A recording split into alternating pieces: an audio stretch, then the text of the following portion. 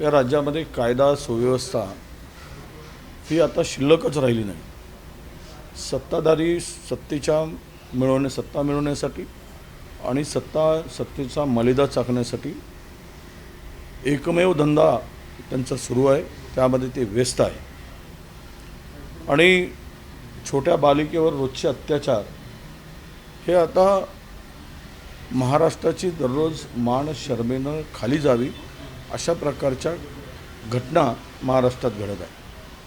आणि अशा स्थितीमध्ये जनतेच्या भावनांचा विचार करून, लोकांच्या उद्रेकाचा विचार करून आम्ही निषेध म्हणून सरकारच्या या कृतीकडे लक्ष वेधण्यासाठी बंद पुकारला होता, आवाहन केलं होतं. परंतु कोर्टाने माननीय उच्च न्यायालयाने जो काही निर्णय दिला, बंदला बेकायदेशीर ठरवणं, खरं म्हणजे हा एक घटनात्मक किंवा घटनेच्या माध्यमातून आंदोलनाचा बंदचा अधिकार महात्मा गांधींच्या काळापासून आहे. आम्हाला सर्वोच्च न्यायालयामध्ये दाद मागता आली असती, पण वेळ नव्हता. त्यामुळे माननीय उच्च न्यायालयाच्या निर्देशाचं आम्ही पालन करायचं ठरवलं आणि बंद मागे घेतला. परंतु जनता जर उत्स्फूर्तपणे बंद करत असेल तर त्याला आमचा कुठलाही विरोध नाही.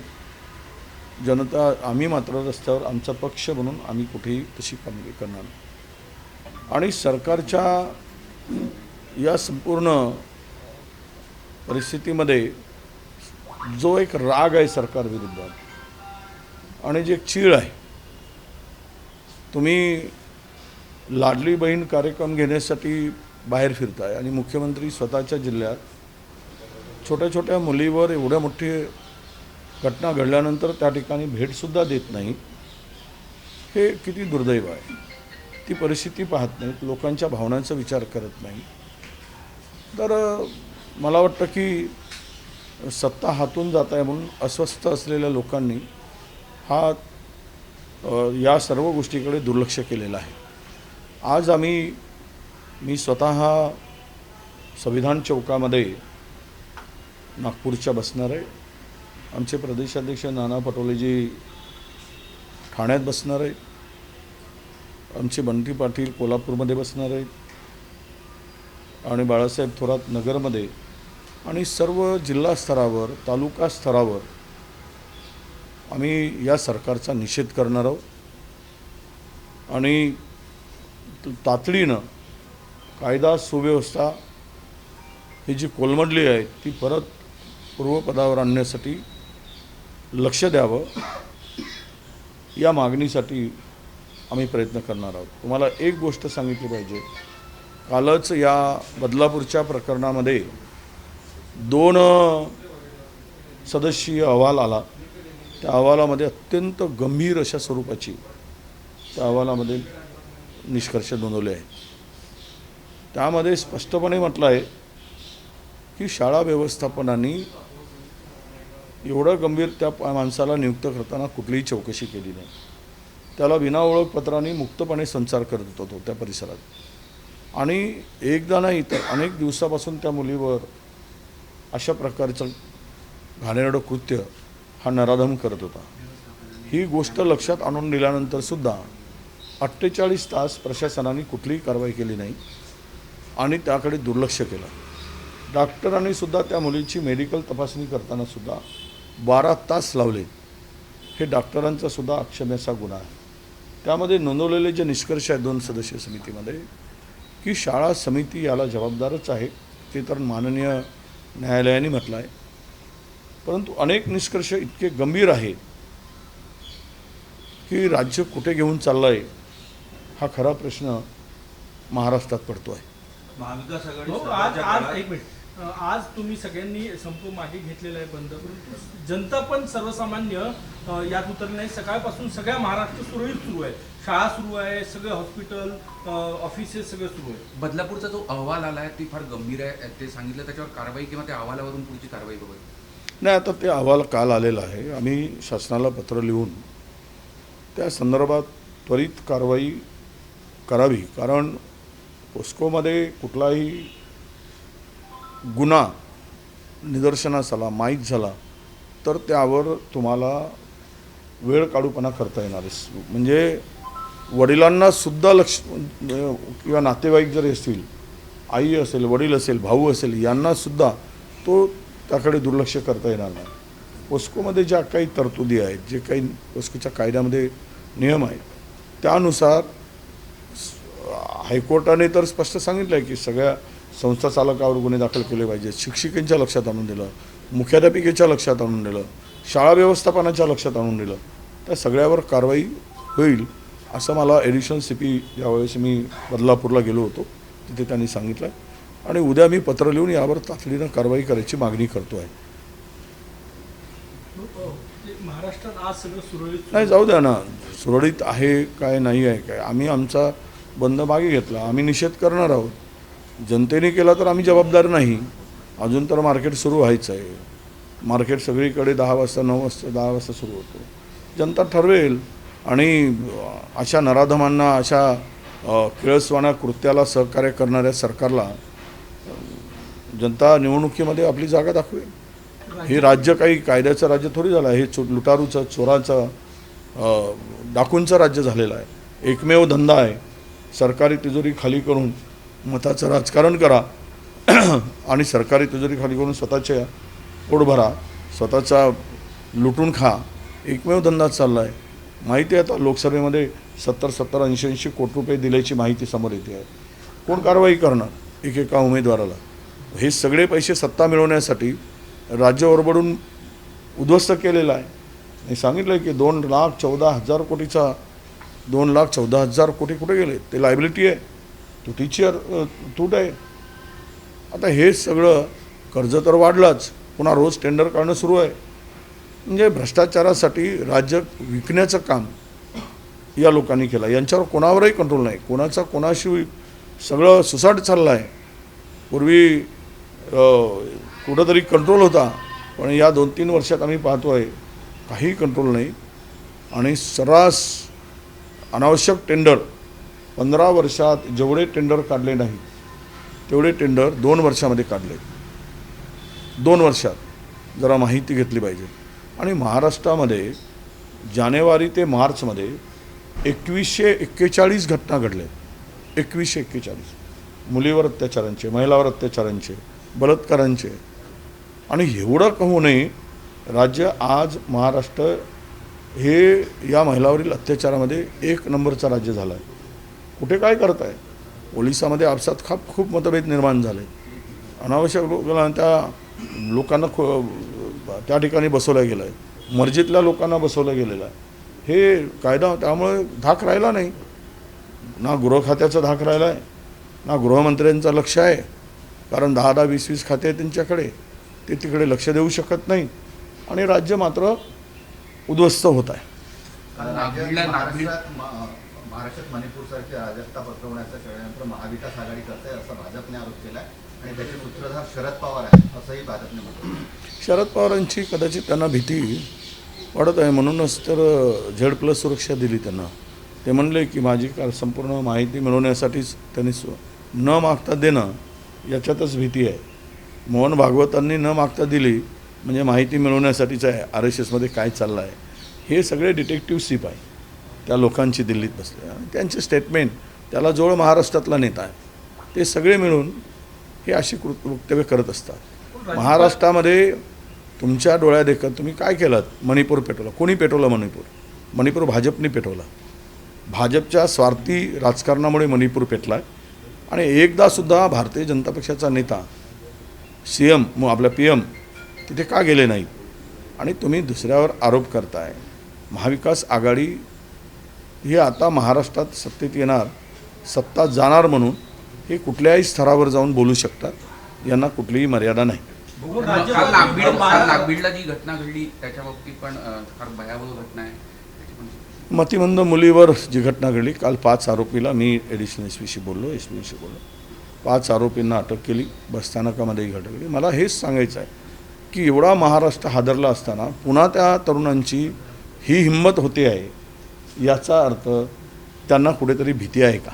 हे कृत्य करताना तरुणामध्ये, लोकांच्यामध्ये कुठेतरी भीती दिसते का? म्हणजे कायदा आम्ही कुछ भी करेंगे तो हमारा कोई कुछ बाल बाका नहीं कर सकता, ही हिम्मत गुंडांची झाली, ही हिम्मत क्रिमिनल लोकांची झाली, ही हिम्मत असं गुन्हेगारी करताना त्यांना भीती वाटत नाही. कारण एका ठाण्यामध्ये 57% क्राईम वाढला, सर्वाधिक गुन्हे ठाण्यात होत आहेत. कारण जेवढे काही गुन्हेगार आहेत ते सगळे शिंदेंच्या बरोबर गेले, शिंदेंच्या सेनेबरोबर आहे जेवढे क्रिमिनल आहेत. त्यामुळं त्यांना वाटतं की हमारा आका ही खुर्ची पर बैठा है, हम क्यों डरे. हे जर होत असेल तर 57% क्राईम का वाढणार नाही. नागपुरातलं क्राईम वाढलं आहे, कशामुळे वाढतो एवढा. हे सगळे मुख्यमंत्री उपमुख्यमंत्र्यांच्या जर गृह जिल्ह्यामध्ये हा क्राईम वाढत असेल तर हे त्या खुर्चीवर बसण्याचे लायकीचे आहेत का, हा खरा प्रश्न आहे. महाविकास आघाडीमध्ये मुख्यमंत्री पदाच्या चेहऱ्याबाबत ठाकरे एकाकी पडल्याची टीका भाजपने केलेली आहे आणि शरद पवार नाही कधीही बसवणार ते भाजपा कितीही महाविकास आघाडीमध्ये वाद लावू दे, महाविकास आघाडीची सत्ता येईल. महाविकास आघाडी ठरवून ज्याला मुख्यमंत्री करायचं आहे महाविकास आघाडी करेल. कोणीही एकाकी पडलेलं नाही. आमचा उत्तम समन्वय आहे, आमच्या बैठका सुरू आहेत आणि मुख्यमंत्र्यांचा विषय जो आहे तो एकत्र बसून हायकमांड निर्णय घेईल. हायकमांडमध्ये आमचे मल्लिकार्जुन खरगे साहेब आहेत, राहुलजी आहेत, सोनिया मॅडम आहेत, इकडे शरद पवार साहेब आहेत, उद्धवजी आहेत, हे सगळे बसतील आणि तो निर्णय होईल. तो फार आमच्यासाठी अडचणीचा नाही. अडचणीचा महायुतीसाठी आहे. आता तुम्ही राजकारणाचा विषय, महायुतीमध्ये काय चाललं आहे, काय हलवेल आहे, कुणाचा पायपोस कुणाच्या पायात आहे. लाडकी बहीण म्हणून तिघेही सांगत आहे. अजित पवार तर लाडकी बहीण मुख्यमंत्री नावही घेत नाहीत त्या लाडकी बहीण योजनेचा. लाडकी बहीण मीच आणली म्हणून सांगतात ते. मुख्यमंत्री म्हणतात मीच आणली, देवेंद्र फडणवीस म्हणतात मीच आणली. आता कोणी आणली आणि महाराष्ट्राला खड्ड्यात घालायचं काम करताय, घाला. तुम्हाला आपसात इतकं वितुष्ट आहे त्यांच्या, केवळ शीतयुद्ध, कोल्ड वॉर तिघामध्ये सुरू आहे. हो, राज्यपाल नियुक्त 12 जागांचे 2 वर्षापासून रखडलेलं आहे. तुम्ही कोर्टात गेले होते. काल उद्धव ठाकरेंनी मागणी केली की त्या 12 जागांची जी यादी दिली होती महाविकास आघाडीने त्यावर निर्णय घ्यावा. असं आहे की 12 जागांच्या संदर्भात पहिल्यांदा इतके दिवस ही जागा रिक्त ठेवलं. त्याला ते कोश्यारी नावाचे राज्यपाल जबाबदार आहे. त्या माणसांनी राजकारण केलं, घटना बघितली नाही, संविधानाला धरून त्यांना काम करता आलं नाही. खरं तर संविधान विरोधीच कृती होती ती आणि त्यामुळं या जागा रखडत ठेवल्यात. विविध क्षेत्रातील 12 लोकांची नावं आम्ही दिलीत. आता आम्ही म्हणालो की ते तुरंत भरा. ठीक आहे, कोर्ट भरत नाही, पुढच्या सरकारमध्ये भरू देत, आम्ही स्वागतच करतो, आम्ही विरोध करत नाही त्या निर्णयाचा. कारण सरकारची मागणी होती की आम्हाला परवानगी द्या, पण कोर्टाने ते नाकारलं. उद्धवजींची मागणी नाही, कोर्टाची आपल्या सरकारची मागणी होती की आम्हाला भरायची परवानगी द्या. म्हणजे आम्ही लिस्ट दिली ती भरायची नाही आणि तुम्ही जे लिस्ट दिली ती भरायची. तर कोर्टाने निर्णयाचं आम्ही स्वागत करतो. महाराष्ट्र बंद के ऊपर क्या कहेंगे आज जो महाराष्ट्र बंद का आपका आह्वान था जिसको पीछे लिया गया? नहीं, कोर्ट का सम्मान करते हुए हमने ये निर्णय पीछे लिया है. हम लोग सरकार का प्रति का सरकार के कानून से व्यवस्था की जो धज्जियाँ उड़ चुकी है, यहाँ पे कानून का राज्य ही नहीं बचा है. तो इस स्थिति में हम लोग काली फीत लगाकर और मुंह में पट्टी बांध के, काली फीत मुंह में बांध कर, हाथ में काला झंडा लेकर ये सरकार का निषेध करेंगे और महिलाओं के अत्याचार जो हो रहे इसके तरफ सरकार का ध्यान आकर्षित करने का निर्णय हमने आज लिया है. विविध शहरों में हम बड़े बड़े सब मुख्य नेता जो गण हैं वो बड़े बड़े शहरों में बैठेंगे.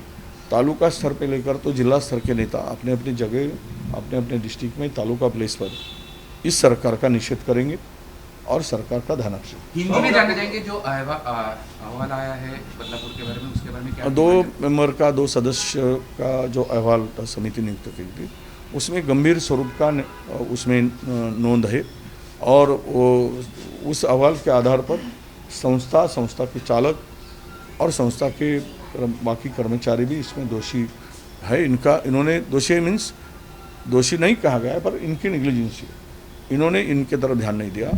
जब ये प्रकरण सामने आया था तो 48 घंटा तक इन्होंने कोई कार्रवाई नहीं की और उनसे उल्टा सीधा सवाल करते रहे. हॉस्पिटल में भी 12 घंटा तक उसका मेडिकल नहीं किया गया. जो कर्मचारी की नियुक्ति की गई उसको कोई भी उसका कैरेक्टर के बारे में कोई इंक्वायरी नहीं करते हुए उसकी नियुक्ति की गई। ये लड़कियों के साथ लड़कियों को 1 इंच तक इंजरी हुई है। तो ये कितना गंभीर मामला है कि डॉक्टर ने भी ध्यान नहीं दिया, संस्था ने भी। बहुत सारे निष्कर्ष है, पर वो गंभीर निष्कर्ष उन्होंने अपने अहवाल में दिया है। हम लोग इसके ऊपर कार्रवाई करने की मांग करेंगे। नागभीड़ की चंद्र, घटना को एक कैसे मिनट। देखते हैं आप? नागभीड़ की घटना ये अभी देखिए, बदलापुर हो या नासिक हो, जलगांव हो, नागपुर हो, अकोला हो, ऐसे सारे घटनाएं घटते हुए महाराष्ट्र में पूरा जन आक्रोश होने के बाद भी अगर नागभीड़ में ये घटना कल घटती है, इसका मतलब यही है कि आरोपी के ऊपर किसी का अभी कंट्रोल नहीं रहा है। कानून सुव्यवस्था पूरी धज्जियाँ उड़ चुकी है। तो इसीलिए गुनहगार जो होता है, क्राइम करने वाला, उसको लगता है कि उसको डर नहीं लगा है, किसी चीज़ का डर नहीं लगता है, क्योंकि शासन कुछ नहीं कर सकता, शासन हमारा बाल बाका भी नहीं कर सकता। ऐसी हिम्मत क्रिमिनलों की बढ़ चुकी है, क्योंकि सारे क्रिमिनल महाराष्ट्र के सत्ताधारियों के साथ में फोटो निकाल रहे, उनके पार्टी में जा रहे, और जो क्रिमिनल के ऊपर पार्टी की कार्रवाई होती है तो उस तुरंत वो पार्टी में जाने के बाद में अगर पुलिस कार्रवाई करती है तो पूरे पीआई की तुरंत बदली हो जाती है। ये उदाहरण नागपुर जिले के ग्रामीण में हुआ है कि जो जिसके ऊपर एनटीडीए के अंदर में कार्रवाई की गई वो भाजपा से संबंधित था, तो उस पीआई की 6 महीने के अंदर में बदली की गई। तो ये सब महाराष्ट्र में चल रहा है। ठाणा जिला में तो पूरे क्रिमिनल मुख्यमंत्री की पार्टी में गए, वो खुलेआम छाती निकाल कर फोटो निकाल रहे, सेल्फी निकाल रहे मंत्रालय जाकर। पुणे के लोग जो मर्डर केस में थे। तो ये कानून सुव्यवस्था कैसी रहेगी स्टेट के अंदर में? कानून ये बिहार से भी बदतर, बिहार का नाम हम लेते हैं, बिहार से भी बदतर स्थिति महाराष्ट्र की कानून सुव्यवस्था में हो चुकी है। पूरा खुलेआम ड्रग्स का मामला चल रहा है। नागपुर के अंदर में एमडी नाम का ड्रग्स का 125 करोड़ का ड्रग्स पकड़ा जाता है, उसका छोटा इंडस्ट्री पकड़ी जाती है, कारखाना पकड़ा जाता है पाचपावली में। महाराष्ट्र के अंदर में पिछले 3 महीने के अंदर में 1080 करोड़ का ड्रग्स पकड़ा गया है, एमडी से लेकर। तो ये तो महाराष्ट्र उड़ता पंजाब हो रहा है। स्कूल के पीछे में ड्रग्स बेचा जा रहा है, कॉलेजों में बेचा जा रहा है। तो कहाँ है कानून सुव्यवस्था? महिलाओं के अत्याचार में बढ़ती हो रही है। अभी जनवरी से मार्च के बीच इस राज्य में 2141 छोटी बालिकाओं के ऊपर, महिलाओं के ऊपर अत्याचार हुआ। ये 57% ये 7 महीने के अंदर में क्राइम बढ़ा है। तो इसका मतलब क्या है? ये सत्ता में मशगूल लोग सत्ता मिलाने के लिए कुछ योजनाएं लाकर सरकारी पैसे का दुरुपयोग करके खुद की पाठ छिपाते हैं, और कानून के तरफ, कानून व्यवस्था की तरफ इनका ध्यान नहीं है, ये कंट्रोल नहीं है। राज्य खड्डे में जाए और हमारा सत्ता फिर से आए, यही नारा लगाकर ये घूम रहे हैं। आता बावनकुळे म्हणाले की अशा घटना घडते तेव्हा सरकारच्या पाठीशी विरोधी पक्षाने उभं राहावं याचं राजकारण करू नये. हो, ते बिहारमध्ये, आता पश्चिम बंगालमध्ये ते उभे राहिलेत ना, हे दुतोंडी आहे. यांना दुतोंडाचे जे हे असतात ना, साप असतात, ही भाजपची दुतोंडीपणाची भूमिका आहे. तुम्ही पश्चिम बंगालमध्ये डॉक्टरावर अत्याचार झाला त्यावेळेस तुम्ही काय केलं? तिथे सगळ्या ज्या ठिकाणी घटना घडतात तुम्ही कोणतं राजकारण करताय? आणि आम्ही त्यांच्या बाजूलाच उभा आहोत ना. आम्ही कारवाई करा म्हणूनच मागणी करतो आहे. आम्ही काय दुसरी मागणी करतो आहे? बावनकुळेंना आम्ही कुठे विरोध केला आहे? त्यांच्या पक्षाला कुठे विरोध केला आहे? आम्ही सांगितलं आहे की ही कारवाई डिले का झाली? तुम्ही कारवाई करणार नाही, 2 पोरींचं आयुष्य उद्ध्वस्त करणार आणि कारवाई होणार नाही, 12-12 तास बसवून ठेवणार. त्यावेळेस कोणाला लाज वाटली? कोण गेले तिथे? एक तरी भाजपचा नेता गेला काय तिथे? या भगिनी बोलतात आमच्या भाजपच्या, बजबज, त्या कोणीतरी त्या विषयाचा निषेध केला काय? यावेळेस काय वाटतं? तुमची जबाबदारी नाही या घटनेच्या विरुद्ध बोलायची? तुमचे तोंड का शिवले जातात? अशा परिस्थितीत शक्ती कायद्याचं काय झालं? जो महाविकास आम्ही महाविकास आघाडीने शक्ती कायदा जो लागू केला होता तो त्याचा मंजूर करून राज्याने केंद्राकडे पाठवला. तो कायदा राष्ट्रपतीकडे आत्ता पडून आहे आणि राष्ट्रपतीची स्वाक्षरी झाल्याशिवाय तो कायदा लागू करता येत नाही. म्हणून आमची विनंती आहे केंद्र सरकारला की हा कायदा तातडीनं मंजूर करा. राज्यांनी जो मंजूर केला आहे आणि कडक कायदे झाले पाहिजेत, धाक निर्माण झाला पाहिजे, तरच असे प्रकार थांबू शकतात. हो काल वणीमध्ये आम्ही काही शूट केलं. कोळशामुळे पिकं जे आहे ते काळे पडलेले आहे, प्रदूषणाची समस्या निर्माण झाली. अक्षरशः शेतात NM ग्लोबल वॉशेस विरोधात तक्रारी केल्या, त्याची इन्क्वायरी महाजनकडून सुरू केलेली आहे. कसं बघता? मोठं गोडबंगाल आहे, डस्ट मिक्स पासून तर सगळं. नाही, कोळसा काळाच आहे. काळ्यातून कोळशाला तिकडे आता आपण म्हणतो की ब्लॅक गोल्ड, त्यामुळं इथून चक्क सगळे राजकीय लोकसुद्धा मोठ्या प्रमाणात त्यामध्ये इन्व्हॉल्व आहेत. सत्ताधारी असतील, विरोधक असतील, हे कोळशाच्याच मागे असतात त्या भागातील, आणि प्रचंड पैसा त्यातून मिळवत आहे, सगळे मिळवत आहे. त्यामुळे शेतकरी मेला काय, पोल्युशनमध्ये जीव गेला काय, त्या भागामध्ये आरोग्याच्या फार मोठ्या समस्या आहेत, त्यावर ते गंभीर नाही. लोक घेऊन जातात तक्रारी, पण त्या कोळशाच्या खाणीकडून, कोळसा मालकाकडून सगळे हप्ता वसुली सुरू आहे. सत्ताधारी वसूल करतात आणि विरोधकही वसूल करतात. हे आम्ही सांगतो, कुठलाही माणूस त्यामध्ये त्या भागातला त्या लोकांसाठी लढत नाही. त्यामुळे शेतकऱ्यांचं ते दुर्दैव आहे, आणि शेतकऱ्यावर हा जो काही अन्याय होतो आहे त्याला जबाबदार ही सगळी मंडळी आहे. आणि विशेष करून ज्या खाणीच्या, ज्या वाशिरीच्या संदर्भात NM ग्लोबल हा तर मोठा माणूस आहे. नागपुरातले मोठमोठे राजकारणी त्यांच्यावर पाठीवर हात ठेवून आहे, तर त्यामुळं त्याच्यावर कारवाई होणार कशी? नागपुरातले आहेत, मला वाटतं की नागपुरातल्या राजकारण्याकडे सुद्धा त्यातला पैसा येतो आहे. तर शेतकरी गेला, मेला, शेतकऱ्याचं पीक उद्ध्वस्त झालं, शेतकऱ्याने आत्महत्या केल्या, तरी काही पडणार नाही. पण आम्ही लक्ष घालू, आपण निदर्शनास आणून दिलं. भयाचे दोन आहेत, फक्त एकच औषध आहे, दुसरी पण आहे रुक्माया म्हणून. आणि हा केवळ प्रदूषणाचा प्रश्न नाही, तर ब्लॅक मार्केटिंगचा देखील आहे. ब्लॅक मार्केटिंग आहे, त्यामध्ये कचरा मिसळवला जातो आहे, की डस्ट मिसळली जाते आहे, याच्यातून प्रचंड पैसा मिळवला जात आहे. अधिकाऱ्यापासून तर सर्व राजकारणी त्यामध्ये इन्व्हॉल्व आहेत. हे सगळा धंदा गेल्या 5-7 वर्षात सुरू आहे, आणि सगळ्यांना हप्ता जातो आहे. त्यामुळे कोणी तो विभागही काम करत नाही, विभागाचे अधिकारी काम करत नाही, कारवाई करत नाही. तर सब गोडबंगाल आहे. ही सत्ता बदलल्याशिवाय ओडिशामध्ये झालेल्या या सगळ्या प्रकरणावर नियंत्रण आणता येतं. नियमबाह्य त्या रुक्मिणीला तर माझ्या माहितीप्रमाणे रुक्मिणी आणि ते गुप्ता कोलवाश्रीज वगैरे मिळून 800 कोटी रुपयाचा दंड त्यांच्यावर आहे. ते दंडाची वसुली होत नाही, पण धंदा मात्र सुरू आहे. थँक्यू.